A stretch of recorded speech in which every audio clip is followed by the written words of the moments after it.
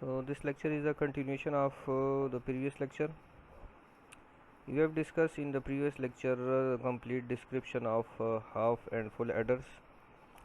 In this lecture we will discuss the parallel binary adders, how the parallel binary adders are formed, what will be their description, how will be their working principle, and how we will define or discuss these parallel binary adders. So when two or more full adders are connected, they form parallel binary adders. We use the parallel adders to add two binary numbers. A full adder is required for each bit in the numbers. So if we have 2-bit numbers, then 2 adders are needed. For 4-bit numbers, 4 adders are needed, and this process will be continued depending upon the number of available bits. So the carry output of each adder is connected to the carry input of the next higher order adder, which will be shown in the figure. So इस figure में हमें दो full adder connected parallelly connected show हो रहे हैं. जिस तरह हमने लास्ट स्लाइड में डिस्कस किया कि जितने नंबर ऑफ बिट्स हमने ऐड करने हैं उतने ही फुल एडर्स को हम पैरेलल में कनेक्ट करेंगे. तो इस केस में यहाँ पर हम देख सकते हैं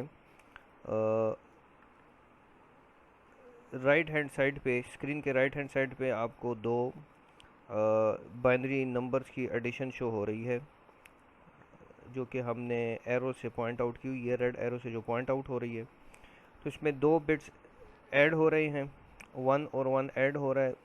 तो इससे जो भी सम और कैरी आएगा वो फिर नेक्स्ट 1 0 के साथ उसकी इंटरेक्शन होगी. तो जो शो हम करना चाह रहे हैं वो ये है कि इस वक्त हम दो बिट नंबर को ऐड करना चाह रहे हैं, और इन दो बिट नंबर की एडिशन के लिए हमने फुल एडर 1 और फुल एडर 2 को पैरेलल में कनेक्ट किया हुआ है. तो इस तरह हमें एडिशन का प्रिंसिपल या एडिशन का रूल हम जानते हैं कि जब भी दो बिट ऐड होंगे तो इन एडिशन से अगर कोई कैरी जनरेट हो रहा है तो वो नेक्स्ट बिट पे कैरी फ्लो होगा, या नेक्स्ट जो बिट्स की एडिशन होगी उनके साथ वही कैरी ऐड होगा. तो जिस तरह हम देख रहे हैं कि 1 और 1 ऐड होकर 0 सम दे रहे हैं और कैरी 1 आ रहा है. यही कैरी 1 फिर नेक्स्ट जो दो नंबर्स हैं 1 0 उनके साथ एडिशन इसकी परफॉर्म हो रही है. तो 1 1 और 0 1 की एडिशन से हमें जो रिज़ल्ट मिल रहा है वो 1 0 0 की फॉर्म में मिल रहा है. तो जिस तरह हमने पहले कहा कि फुल एडर्स के 3 इनपुट्स होंगे. दो इनपुट ए और बी से हम डिनोट करते हैं, और जो थर्ड इनपुट होगा वो सी इन या कैरी इन से हम शो करेंगे. पहले केस में फुल एडर 1 में जो कैरी इन होगा वो 0 होगा. ज़ाहिर बात है कि जब हम पहली दफ़ा एडिशन करते हैं तो इस वक्त कोई कैरी प्रीवियस स्टेज से या प्रीवियस नंबर से नहीं आ रहा होता. तो कैरी इन जो होगा इस केस में वो ग्राउंड हमने इसको किया हुआ है या हमने इसको 0 किया हुआ है. जो आउटपुट है फुल एडर 1 के उससे एक सम आउटपुट आ रहा है, और जो दूसरा आउटपुट है वो कैरी आउट सी आउट के नाम से आ रहा है. C out of full adder 1 is connected to the C in of full adder 2, और इसी तरह सी इन ए और बी दो इनपुट के साथ ये थर्ड इनपुट होगा फॉर फुल एडर 2, और फुल एडर 2 के भी फिर दो आउटपुट होंगे. One will be the sum and the other will be the C out. इस केस में हमने दोनों आउटपुट को समीशन 2 और समीशन 3 के नाम से हमने शो किया हुआ है. इस वजह से कि अगर कोई कैरी जनरेट होता है तो ये कैरी भी इन द फॉर्म ऑफ हम कह सकते हैं कि सम बिट हम लिखेंगे, और जो कि फाइनल रिज़ल्ट या फाइनल आउटपुट के साथ हमें मिलेगा. So 4-bit parallel adders will be the group of 4 bits, and it will be the combination of 4-bit parallel adders. So the 4-bit parallel adder is implemented with 4 full adders, which is shown in the figure.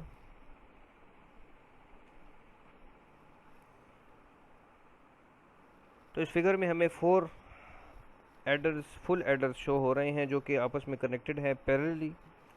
Left hand side figure में या figure A में आपको जो block diagram नज़र आ रही है, इसमें full adder 1, full adder 2, full adder 3 और फुल एडर 4, दीज the the 4 full adders which are connected in parallel to add 4 bit numbers। हर एक फुल एडर के 3 इनपुट्स हैं और दो आउटपुट हैं। जो समीशन आउटपुट है इसे हमने समीशन 1, समीशन 2, समीशन 3 के नाम से शो किया हुआ है। और जो कैरी आउट है C1, C2, C3, इनको हमने कनेक्ट किया हुआ है नेक्स्ट फुल एडर के C इन के साथ। तो C1 is connected with C in of full adder 2, C2 is connected with the C in of full adder 3 and C3 is connected with the C in of full adder 4। और right hand side पे आपको logical symbol इसका show हो रहा है कि we have A and B are the inputs, both A and B have 4 binary numbers और 4 binary values, जिसे हम 1 2 3 4 के नाम से रिप्रेजेंट कर रहे हैं। और इसी तरह इनपुट कैरी को C आउट और समीशन को हम 1 2 3 4 के नाम से डिनोट कर रहे हो, और जो आउटपुट कैरी होगा वो C4 के नाम से हमने इसको शो किया हुआ है।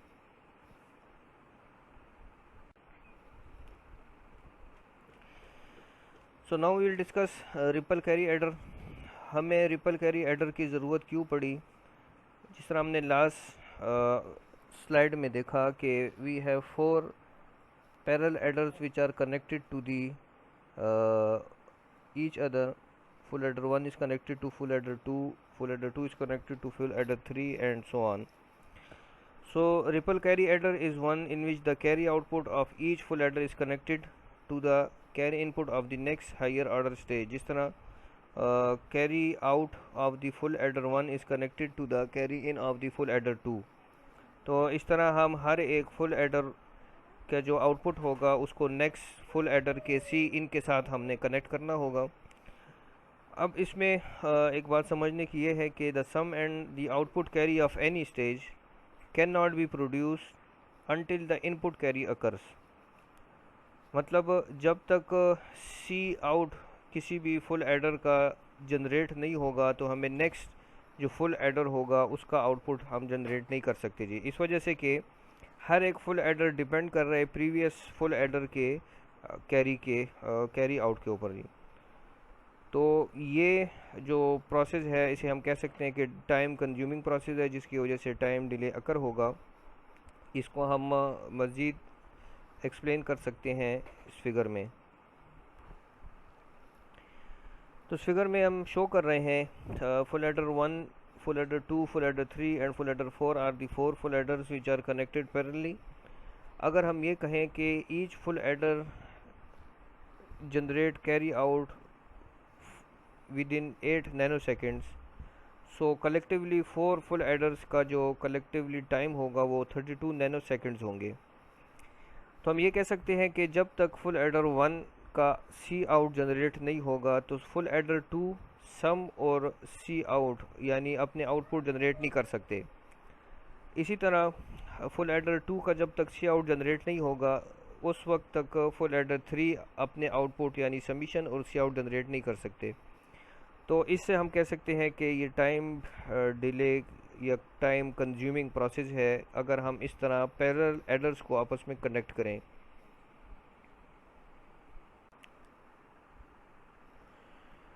सो we will use the look ahead carry adder to speed up our addition process. Look ahead carry adder में हम ये प्रोसेस यूज़ करते हुए अपनी एडिशन को स्पीड अप कर सकते हैं। The look ahead carry adder anticipates the output carry of each stage and based on the inputs it produces the output carry by either carry generation or carry propagation। look ahead carry adder में हम दो type के जो carry हैं वो introduce कर रहे हैं। एक को हम कैरी जनरेशन कह रहे हैं और दूसरे को हम कैरी प्रोपगेशन कह रहे हैं। कैरी जनरेशन और कैरी प्रोपगेशन दोनों यूज़ होंगे इस लुक अहेड कैरी में अपने एडिशन के प्रोसेस को स्पीड अप करने के लिए।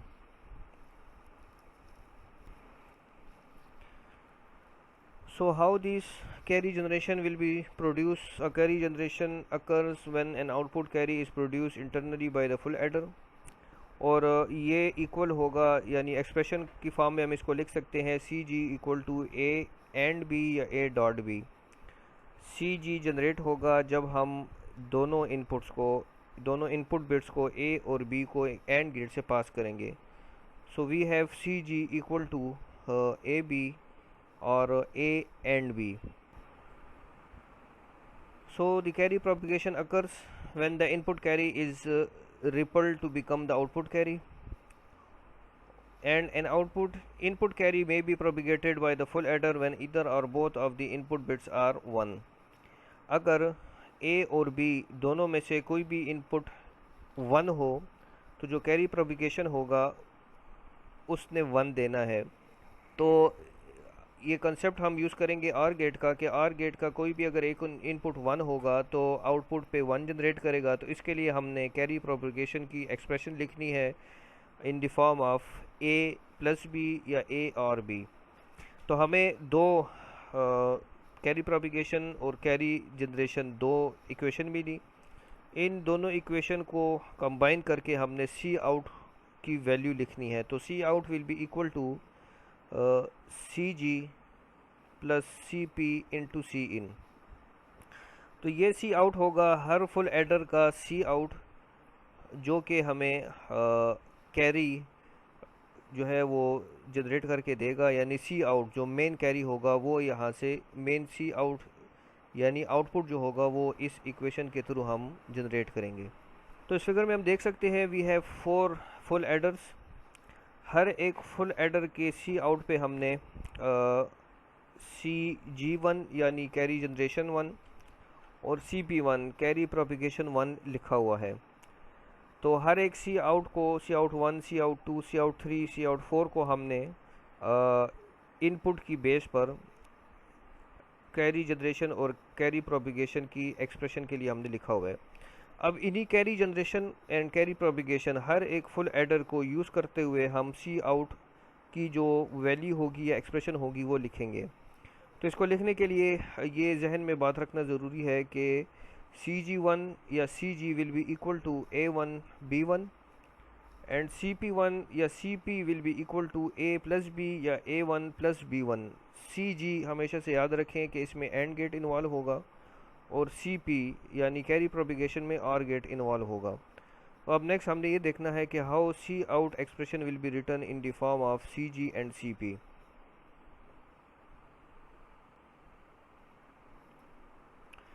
तो आपको टॉप पे फुल एडर 1 का जो सी आउट 1 है उसकी एक्सप्रेशन शो हो रही है।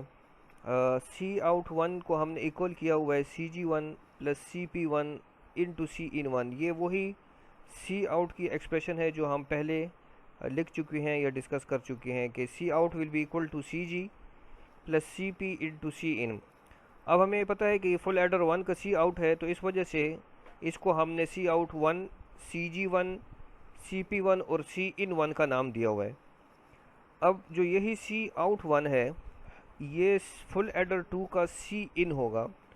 सो फुल एडर 2 के 3 इनपुट्स होंगे जिसमें से एक A2 होगा, दूसरा B2 होगा और तीसरा जो होगा वो C/2 होगा।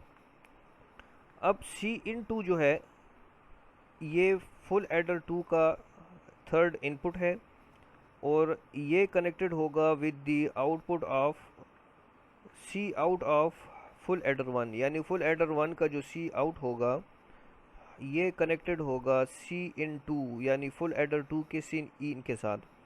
तो जो है एक्सप्रेशन हम लिख लेंगे वो लिखेंगे C/2 is equal to C out 1। अब ये तो इसका C/2 आया, यानी जो हम एरो से देख रहे हैं that will be the C/in of full adder 2। अब हमें फुल एडर 2 का सी आउट लिखना है। आउटपुट पे एक समीशन आउटपुट होगा और एक सी आउट होगा। सी आउट को हम नाम दे रहे हैं सी आउट 2 से, और सी आउट 2 की जो एक्सप्रेशन होगी जिस तरह हमने पहले कहा कि हमेशा से हर एक फुल एडर में की जो सी आउट होगी वो लिखे जाएगी in the form of C G plus C P into C in. तो चूँकि ये सी आउट 2 है तो इस वजह से ये लिखेंगे हम सी जी 2 plus CP2 into C into, अब CG2 तो हमने उसी तरह लिख लिया, CP2 भी उसी तरह लिखा हुआ आया, C into is equal to C out 1 जो हमने पहली एक्सप्रेशन में लिखा, और C आउट 1 की जो वैल्यू होगी वो हम यहाँ पर CP2 के साथ मल्टीप्लाई कर लेंगे। C आउट 1 की वैल्यू CP2 के साथ मल्टीप्लाई होके जो हमारी एक्सप्रेशन लिखी जाएगी that will be our equation number 2 जो कि हमने शो की हुई है यहाँ पर।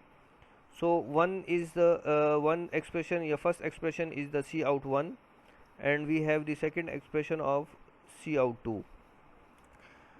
अब फुल एडर 3 के दोबारा से 3 इनपुट्स हैं, एक को हम A3 कह रहे हैं, दूसरे को B3 कह रहे हैं और तीसरे को हम कह रहे हैं C इन 3। इस केस में C in 3 is equal to C out 2, यानी C आउट 2 जो है वो हमने C इन 3 के साथ कनेक्ट किया हुआ है, तो C in 3 is the third input of full adder 3।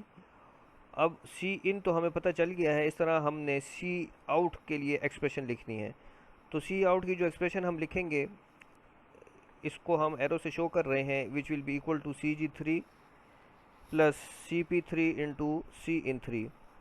अब C in 3 is equal to C out 2, और C आउट 2 की जो एक्सप्रेशन है वो हम इक्वेशन नंबर 2 से लिखेंगे और इसको मल्टीप्लाई कर देंगे विद CP3।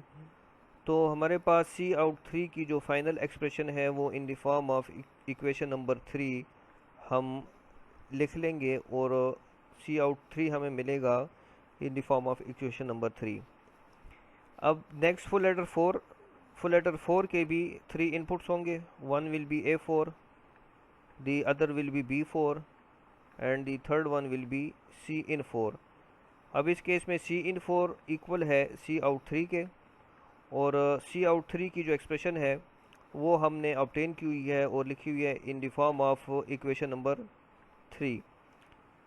अब फुल एडर 4 का C आउट लिखना है, तो C आउट की एक्सप्रेशन जो है वो CG plus CP plus C इन की फॉर्म में लिखेंगे, और इसी तरह C इन 4 जो होगा वो इक्वल होगा C आउट 3 के, और C आउट 3 की एक्सप्रेशन इक्वेशन नंबर 3 से हमने उठाकर लिख लेनी है अपने C आउट 3 की जगह, और जब ये मल्टीप्लाई होगा तो मल्टीप्लिकेशन के बाद हमें C आउट 4 की वैल्यू मिल रही है in the form of equation number 4। तो इस तरह हमने 4 इक्वेशन ऑब्टेन की, equation 1, equation 2, equation 3 and equation 4 in the form of C out 1, C out 2, C out 3 and C out 4। अब हमने यहाँ पर ये देखना है कि जिस तरह पहले एडर की जो टाइप थी पैरेलल एडर में, उसमें जो फुल एडर 2 था वो डिपेंड कर रहा था फुल एडर 1 पे, इसी तरह फुल एडर 3 डिपेंड कर रहा था फुल एडर 2 पे। यहाँ पर हमने वो मिनिमाइज़ करने की कोशिश की है और ये देखने की कोशिश की है कि किस तरह हम प्रीवियस फुल एडर को नेक्स्ट फुल एडर के साथ पे डिपेंड हम नहीं करवाना चाहते जी। तो इसके लिए हमने carry propagation and carry generation ये कंसेप्ट इंट्रोड्यूस किया।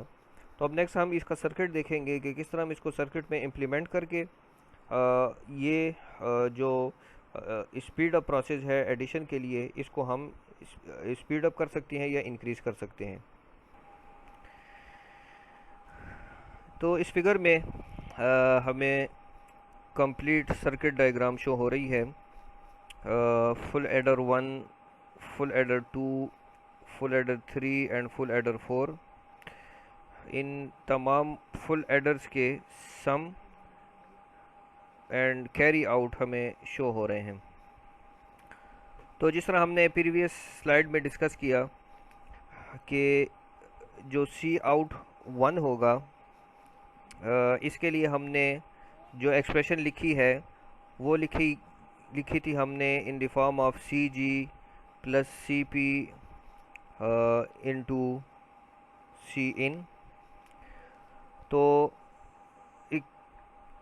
जो गेट नंबर 1 और गेट नंबर 2 शो हो रहा है, these are use to generate CG1 and CP1। और इसी तरह गेट नंबर 3 यूज़ हो रहा है for the generation of CP1 into C-in-1, यानी गेट नंबर 3 के जो इनपुट्स हैं वो CP1 है और C-in-1 है। तो जो पहली Cout1 की जो एक्सप्रेशन हमने लिखी थी, CG1 plus CP1 into C-in-1, ये जनरेट हो रही है फ्रॉम गेट नंबर 4। इसी तरह gate number 5 and gate number 6 are use to generate CG2 and CP2, और सिमिलरली गेट नंबर 7 और गेट नंबर 8 यूज़ हो रहे हैं for generating the terms of the expression जो कि हमने Cout2 के लिए लिखी हुई है।